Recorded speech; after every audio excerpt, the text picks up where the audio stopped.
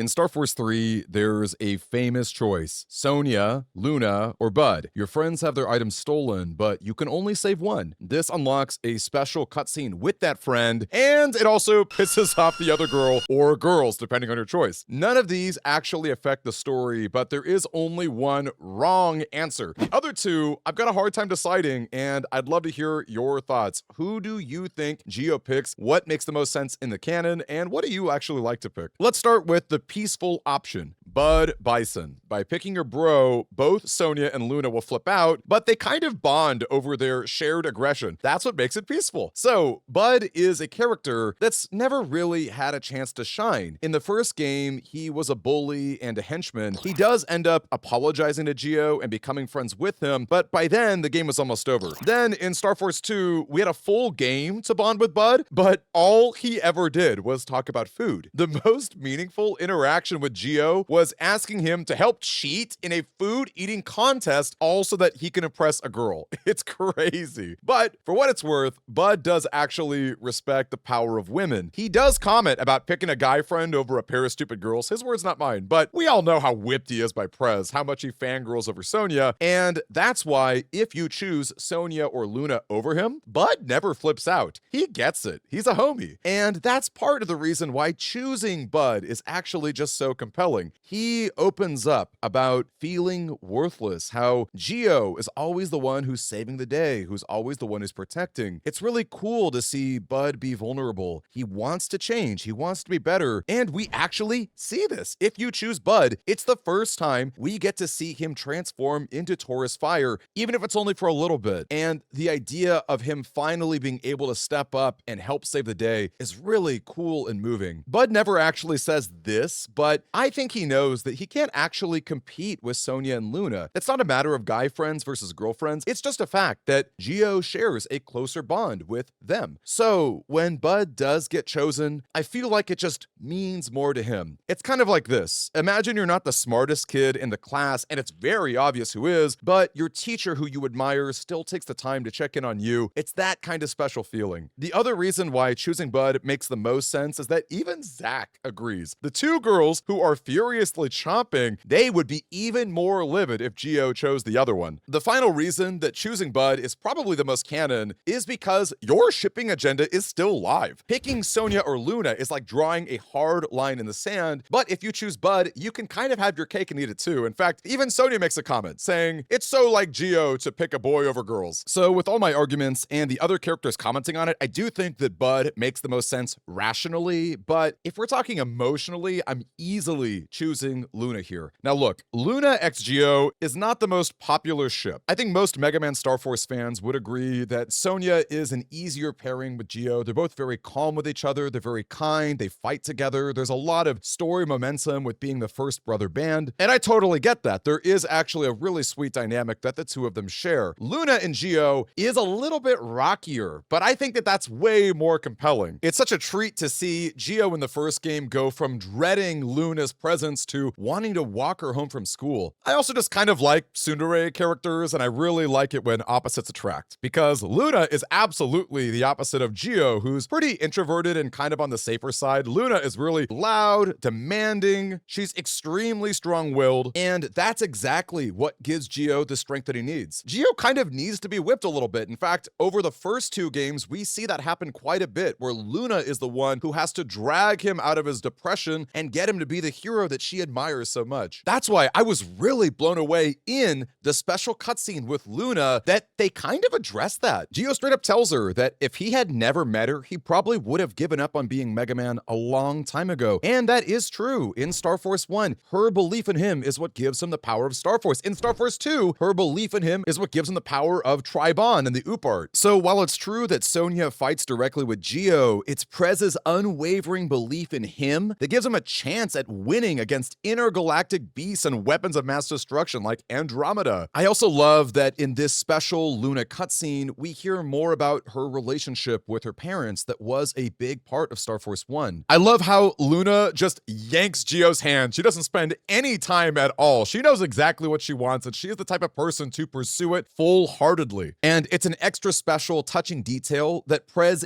does actually know exactly what Gio is thinking. We later see that in Sonia's cutscene. So yeah, I will admit that I am fully biased. I am absolutely a Gio and Luna shipper. Please comment Gio X Luna in the comments. I know that there are people out there and I know that we've got to be brother bands. However, I also think that there is one other crucial element that makes Prez a very, very worthwhile pick for this cutscene, and it is a spoiler. Okay, I probably should have said this at the start of the video. I can't really imagine there are people watching this video who haven't played Starforce 3 yet, but still, if you're one of those people, this is a phenomenal game. Please do not spoil yourself. Skip ahead to the Sonia section. Nobody cares about that, okay? The reason why picking Luna is so special is because it gives that scene of her dying so much more weight. Luna's destruction is easily the most shocking moment in the entire series, possibly in all of Mega Man, in my opinion. To this day, it still feels surreal that this game aimed at children would tackle such a heavy issue. And yes, we do eventually reassemble Luna, but not without a Herculean task. We have to assemble all these pieces of data, and even doing so is not enough. We talked to Aaron Boreal, one of the universe's smartest characters, and even he admits that he was able to reconstruct the wizard Strong, but not fully the same way that Strong was before. And this is a program, it's a wizard. You can fill in the gaps with data very easily. We're talking about reconstructing a human being. You can't just use data to do it. The odds of Luna getting resurrected, let alone resurrecting 100% the same, is so minuscule. And this is glossing over just how difficult it was for this to happen, because at the same time that Gio was gathering all of this Luna data, Dealer is launching a full frontal attack on Waza HQ. It's an all-hands-on-deck situation. To make matters worse, you've got freaking Dark Phantom just slithering around trying to initiate a hostage situation, causing trouble for our hero. There's even a moment where he directly enters and retreats into the cybercore computer that would be used to save Luna, and it's a very sobering moment because this crazy man might ruin our only chance at a long shot of even happening. By the time Dr. Goodall can initiate this process, it feels like we have overcome the 12 trials of Heracles. Like, it is insane just how much conflict goes into this chapter. Shout out to the Starforce 3 scenario writers. It still blows my mind how much exciting drama they packed into an incredibly unforgettable chapter. And one of my favorite moments of this cutscene is Ace just kind of whispering to Gio and saying, look, Dr. Goodall is one of the most brilliant women ever, but she's also had a history of failures. And the only reason she's failed is because we, the Waza Satella Police, ask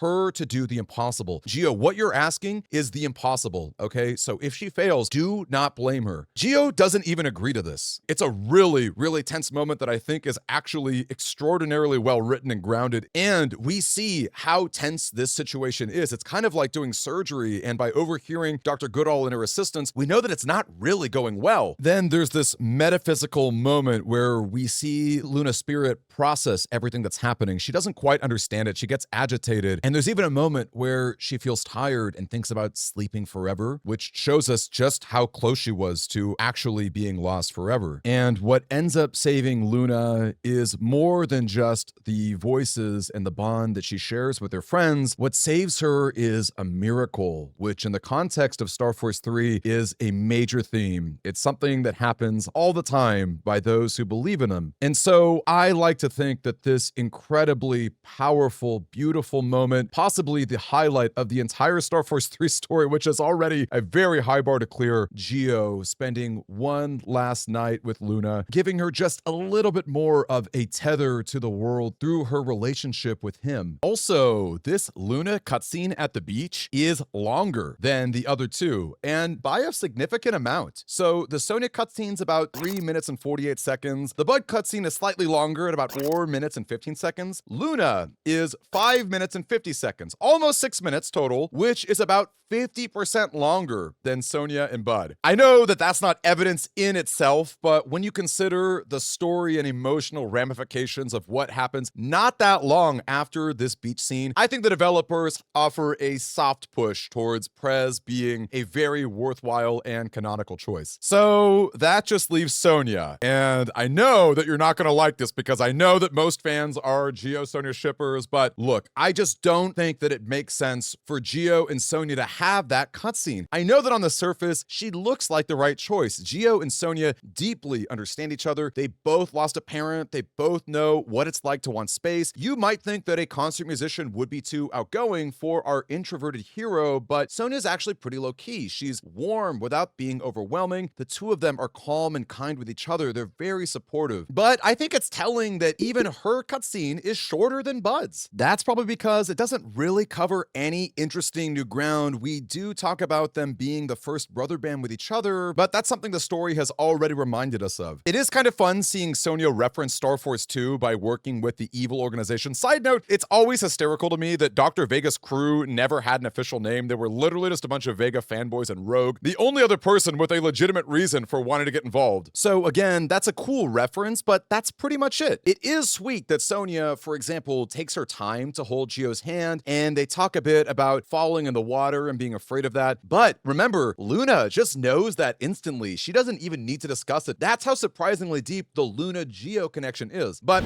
okay, just so I don't get flooded with comments about how much I hate Sonia, let me give you a reason why the Bud cutscene and the Prez cutscene might not actually make that much sense. So the Bud cutscene is really funny in that he wants his shirt back, but we see Bud wearing that same outfit in all the other cutscenes, even if we don't save it. So that's definitely an argument against him. This is clearly a shirt that he's got multiple copies of. It's not that big of a deal compared to, say, Sonia's special bag that a fan gave her, or Luna's special handkerchief that her mom got her. Both of those items have a lot more emotional weight as opposed to Bud just having his same outfit, which, by the way, missed opportunity for him to not continue to wear his sumo wrestler swimsuit, which I think is just hysterical. And as far as a strike against the Prez cutscene goes, I do love it for all the reasons that I mentioned, but it is kind of funny that Sonia is just casually eating this campfire meal in front of all these commoner, classmate types of characters and Mr. Shepard. That to me does feel pretty unrealistic, especially in Starforce 3, where we straight up see the reaction that the entire town of Echo Ridge has to her just showing up casually, to the degree that even an old man is turning around getting excited, which is one of my favorite underrated jokes in the entire game. So yeah, I think rationally, the canon choice is Bud. I think emotionally, the choice is Luna, and I think that Sonia is just the wrong one. I'm sorry, okay? I am kind of sorry. I know there's gonna be a lot of people upset at me in the comments, and feel free to pop up. I would love to hear your interpretation of all the different beach cutscenes. And remember, if you do not give up the Sonia-Gio ship, you can still pick Bud, which leaves the door open for that possibility, as well as giving your homeboy just a little bit of a pep and a push that I think we can all agree is really sweet and needed. As always, I'm Scoutmaster Demi. Feel free to subscribe if you're interested in some more Starforce content. I have been on the fence about doing a deep dive of Starforce 2 the same way I did with Starforce 1. If that's something you'd like to see, do let me know. I can tell you I'm 100% making a deeper dive on the story of Starforce 3, which will probably touch a little bit on Starforce 2 and why I think it's so dumb. But anyway, that's neither here nor there. As always, thanks for watching. I sincerely appreciate it, and I'll see you Scouts around the camp.